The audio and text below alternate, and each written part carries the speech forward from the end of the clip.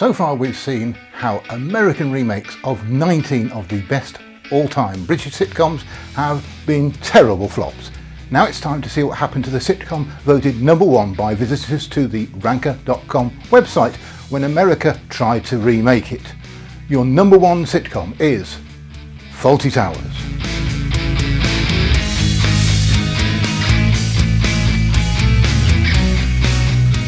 Welcome to the quintessentially British comedy that revolves around an irritable hotel owner and his staff who usually have to pick up the pieces of the chaos. Not to mention the sometimes eccentric guests they encounter. No need to check out, a stay at this locale guarantees enough laughter and entertainment that you'll never want to leave.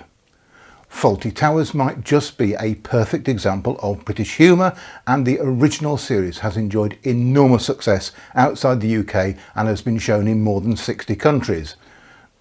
So why did anybody want to make an American version? In 1978, ABC produced a pilot titled Chateau Snavely, sometimes just referred to as Snavely. It starred Harvey Korman in the role of the obnoxious hotelier and Betty White as his long-suffering wife. The title came from the hotel's name, Snavely Manor. Rather than a coastal resort, it was a motel, but that's practically the only change to the original. The exterior shots feature the historic Camarillo Ranch in Camarillo, California, that has been used as a film location and is now a wedding venue. They used the Hotel Inspector episode for this pilot, staying close to John Cleese and Connie Booth's original script, including the talking moosehead. Cleese had been openly critical of it on numerous occasions. He was quoted as complaining in a 2009 interview that the actors played it too slow and embarrassed by the edgy dialogue. Only the pilot episode was produced, though the network did air it as a one-off special in June 1978. ABC made another attempt at a remake in 1983 with Amanda's, also known as Amanda's by the Sea. The series starred Bea Arthur as Amanda Cartwright, who owns a seaside hotel called Amanda's by the Sea, and was Arthur's first television series since her sitcom Maude ended in 1978. Bea Arthur had been approached with numerous ideas until writer Elliot Sherman showed her some tapes of Fawlty Towers. Loving the original, she agreed to take part in a remake. She ran the struggling California seaside hotel overlooking the Pacific Ocean, whose staff included her hotel management graduate son, Marty, her spoiled daughter-in-law, Arlene, Earl, the bumbling chef, and Aldo, the bellhop of foreign extraction. But where's the Basil character? Oh, perhaps it's the son, Marty. No. It was inevitable there would need to be changes. So here's what Cleese said when he was interviewed in May 2024. I said, "Well, can I help?" They said, "No, we're absolutely fine." He went on to say, "They said, we've only changed one thing." And I said, "What's that?" They said, "We've written Basil out." I was absolutely gobsmacked. It was terrible. They took all his lines and gave them to Bea Arthur, who was playing Sybil. Yes, they wrote out the main character. Even Bea Arthur recalled complaining bitterly about the show, in particular the plot and character changes. Norman Lear, the screenwriter and film producer and friend of Arthur's, looked at the sitcom and told Arthur, "You don't have a character, you're not playing anything." In his definitive book about Fawlty Towers, Graham McCann describes Arthur delivering each comic line with the grace and speed of an ageing oil tanker, with "joke coming up" painted in large white letters on its side. This attempt to recreate Fawlty Towers did at least make it to a full series, although its success was short-lived. 13 episodes were produced, which aired in February to May 1983. It failed to attract a major audience, so the series was axed, with the final 3 episodes unaired. Arthur later described the show as a big disappointment. 2 years later, Arthur was cast in the sitcom The Golden Girls. If Amanda's had been a hit, The Golden Girls might not have happened.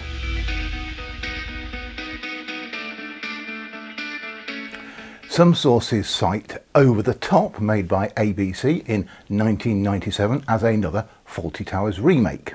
The show starred Annie Potts as a hotelier and Tim Curry as her ex-husband, who was an out-of-work actor.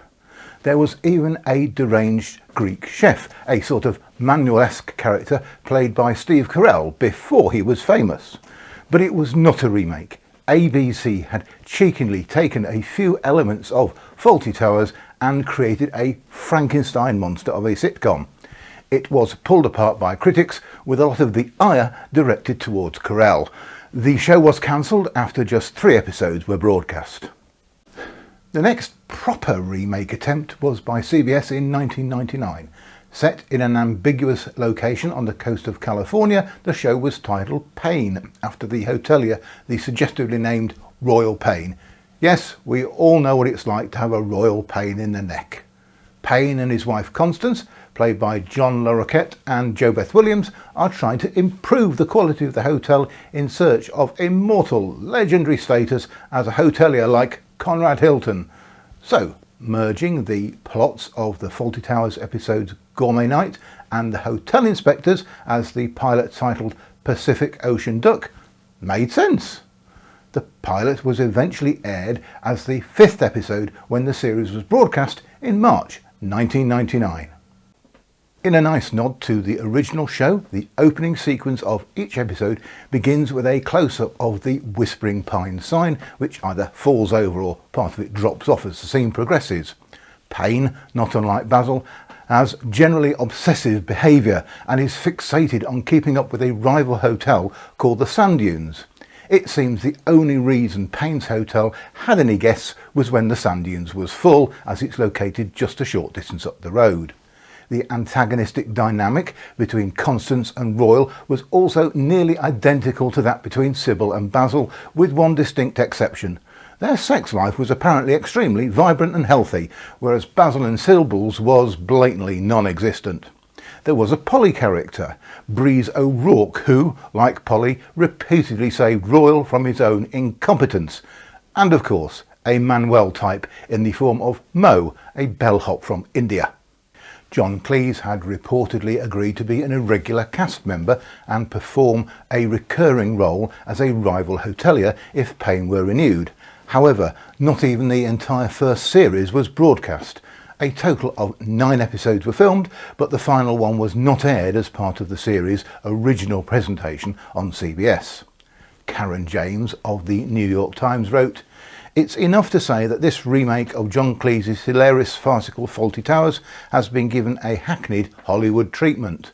The Washington Post said Payne seems like a throwback that ought to be thrown back, and LaRoquette is all too believable as an obnoxious bore. Payne even aired in the UK, with ITV showing it in the early hours of the morning, but it was not popular. In the Radio Times Guide to TV Comedy, author Mike Lewison called it a middle-of-the-road, flat-footed sitcom, noting that Payne had none of Basil's self-recrimination. Perhaps surprisingly, given a certain episode in which Basil mentions the war, German TV channel RTL made a pilot episode in 2001 named Zum Litzen Cliff. It was set on a North Sea island with Victor and Helga Sten running the hotel with their incompetent waiter Igor, who came from Kazakhstan. Cleese said the producers remade the show superbly, but although 11 of the 12 original scripts were made, unsurprisingly the Germans episode was the one exception. The project stalled after the pilot aired. Meanwhile, John Cleese and Connie Booth reunited to create and co-write the official theatrical adaptation of Fawlty Towers, which premiered in August 2016 at the Comedy Theatre, Melbourne.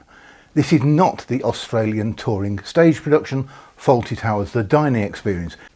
The official play has been adapted for the stage, featuring 3 classic episodes: The Hotel Inspectors, The Germans and Communication Problems, with a new finale that combines all 3. It was critically well received and subsequently embarked on a successful tour of Australia, and then in February 2024 it was announced that the 2016 stage show would launch at London's Apollo Theatre later that year. The original run from May to September 24 was extended until January 2025, and it returns for a major tour commencing autumn 2025. Cleese had a meeting with Disney in 2021 to discuss a potential adaptation, which he ultimately declined as he felt it would damage the original. In an interview with Logan Hill on the 8th of October 2009, Cleese said, "I wrote a really good script for Disney and the woman in charge wanted to make changes which were completely and utterly wrong. She had the confidence of the truly stupid."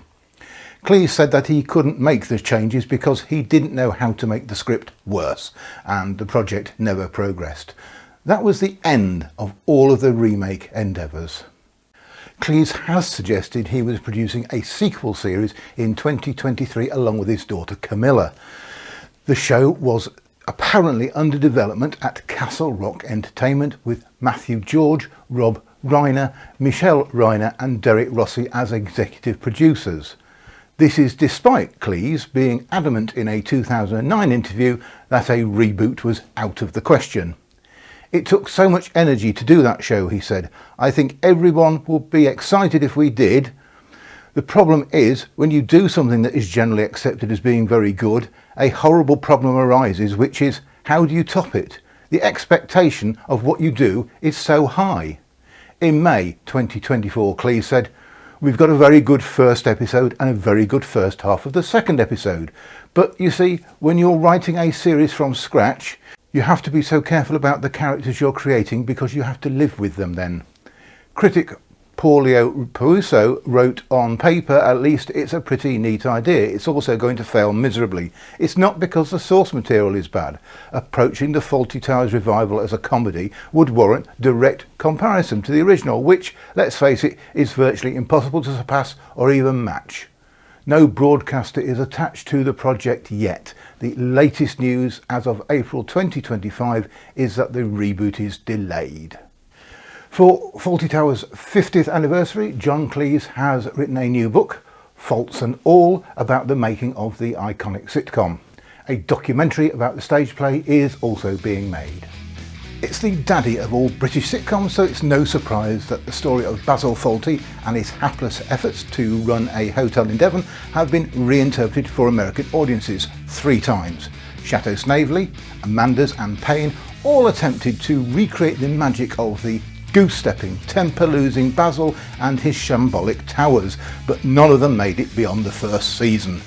A definite thumbs down to the producers at ABC for stealing major parts of the format for their 1987 imitation, Over the Top. Oh, and full marks to the Germans for having a go as well. I hope you've enjoyed this series of videos. Don't forget to like and subscribe, and join me for the final video in this series looking at sitcoms from the 1970s and 1980s that tried their luck in America. Thanks for watching.